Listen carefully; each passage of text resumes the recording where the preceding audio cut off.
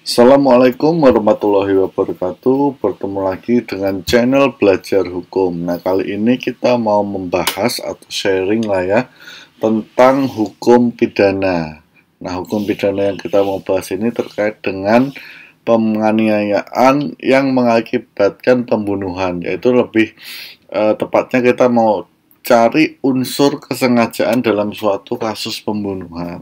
Ya, jadi ini menarik karena apa yang kita sampaikan ini sudah ada beberapa putusan pengadilan yang menyatakannya sehingga sudah menjadi jurisprudensi bagi permasalahan-permasalahan hukum yang sama. Jadi kalau Anda yang sedang ingin mendalami hukum pidana atau mungkin sedang belajar hukum pidana atau mungkin mendapatkan kasus terkait dengan hal yang mirip dengan yang kita bahas kali ini, maka Anda harus tonton video ini sampai dengan selesai supaya tidak terdapat misinterpretasi ya. Nah, sebelum masuk ke materi, saya mau disclaimer dulu. Yang pertama, video ini hanya untuk tujuan edukasi saja atau berbagi pengalaman ya. Yang kedua, video ini bukan merupakan nasihat hukum ya. Jadi kalau Anda butuh nasihat hukum, silakan Anda datang ke pengacara Anda atau ke LBH.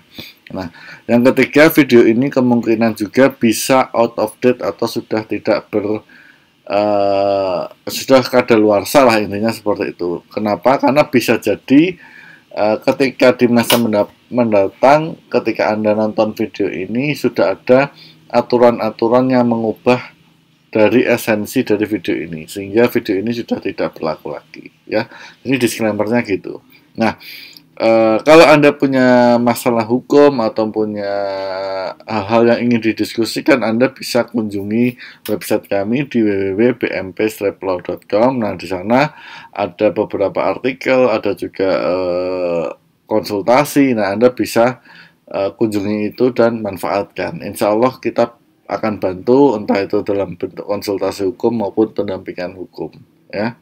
Nah, kita masuk ke materi ya. Nah, seperti mana kita ketahui ya, dalam KUH pidana, kesengajaan itu merupakan salah satu unsur yang harus dipenuhi apabila ingin menyatakan seorang terdakwa itu terbukti melakukan pembunuhan ya. Jadi memang pembunuhan itu harus ada unsur yang namanya adalah kesengajaan. Tetapi bagaimana cara mengukur atau membuktikan faktor kesengajaan itu? Nah, ada banyak cara atau banyak teori lah ya dalam untuk membuktikan faktor kesengajaan itu. Nah, tapi dalam video ini kita mau ambil case terkait dengan penganiayaan yang menyebabkan pembunuhan. Nah, artinya gimana? Artinya dalam beberapa kasus, mungkin Anda juga pernah baca atau pernah lihat ya, ditemukan fakta bahwa pada dasarnya terdakwa itu tidak berniat menghilangkan nyawa korban, melainkan hanya berniat untuk menganiaya korban ya. Nah, namun ternyata serangan terdakwa terhadap korban mengakibatkan korban meninggal dunia ya, karena terdakwa menggunakan alat tertentu dan menyerang korban pada bagian tubuh tertentu. Nah, kondisi ini tentu menimbulkan pertanyaan-pertanyaan hukum, terutama bagi hakim-hakim untuk memutus apakah terdakwa dapat dikatakan memiliki kesengajaan untuk menghilangkan nyawa korban. Padahal tadi faktanya tidak ada niat nih, hanya untuk menganiaya saja. Tapi kok faktanya korban malah meninggal dunia seperti itu. Nah, bisa nggak itu masuk dari unsur pembunuhan dengan faktor kesengajaan? Nah, kita mau bahas kali ini ya. Nah, kita ambil dari pendapat Mahkamah Agung mengenai beberapa case yang sudah ada atau sudah ada putusan terkait dengan hal-hal seperti ini, sehingga kita dapat langsung guidance-nya ya. Yang pertama, Mahkamah Agung berpendapat bahwa terdakwa dapat disebut memiliki kesengajaan untuk melakukan pembunuhan ya, jika didasarkan pada fakta terdakwa menyerang korban dengan alat tertentu pada tubuh korban yang vital ya, bahasanya itu menyerang pada tubuh korban yang vital yang dapat menyebabkan korban meninggal dunia. Nah, pendapatnya seperti itu. Nah, Pendapat ini dituangkan atau bisa ditemui di putusan nomor 908K pidana tahun 2006. Bunyinya seperti ini ya, bahwa dengan ditembaknya saksi korban pada bagian badan yang membahayakan, yaitu paru-paru kiri dan kanan, maka perbuatan terdakwa dapat dikualifikasikan sebagai kesengajaan untuk menghilangkan nyawa orang lain.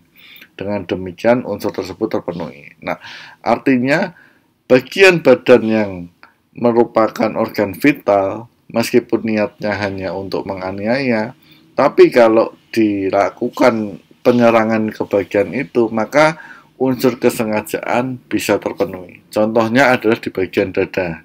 Karena bagian dada ada apa? Ada paru-paru, ada jantung. Dianggapnya itu adalah bagian vital. Nah, pendapat serupa juga muncul pada putusan nomor 1293 tahun 2013, yaitu terdakwa Zulkifli menyerang pada bagian perut korban dengan pisau. Nah, perut juga dianggap merupakan bagian yang vital. Ya. Kemudian pada putusan 692 tahun 2015, terdakwa Muzamil menyerang bagian kepala korban dengan arit. Ya, bagian kepala tadi dada, udah perut, sekarang kepala. Kemudian pada putusan 598 tahun 2017, terdakwa Subhan menyerang bagian dada korban. Ya. Nah, artinya dari beberapa putusan Mahkamah Agung itu apa konklusinya? Nah, konklusinya adalah unsur dengan sengaja menghilangkan nyawa itu dapat terpenuhi apabila satu ya, pelaku menyerang korban dengan alat. Nah, satu alat itu ya. Alat itu apa? Bisa senjata tajam atau senjata api. Ya. Kemudian menyerangnya di bagian organ yang vital, seperti dada, tadi dada contohnya, perut dan kepala. Nah, artinya kalau memang tadi faktanya niat menganiaya, tetapi ternyata menganiayanya dengan alat dan menyerangnya pada bagian dada, perut maupun kepala, maka dan menyebabkan meninggal, maka itu bisa masuk dalam unsur kesengajaan dalam pembunuhan. Ya, jadi itu cluenya. Nah, beberapa putusan yang mengikuti tadi sudah disampaikan, ada 692, 1293, 598 dan 908.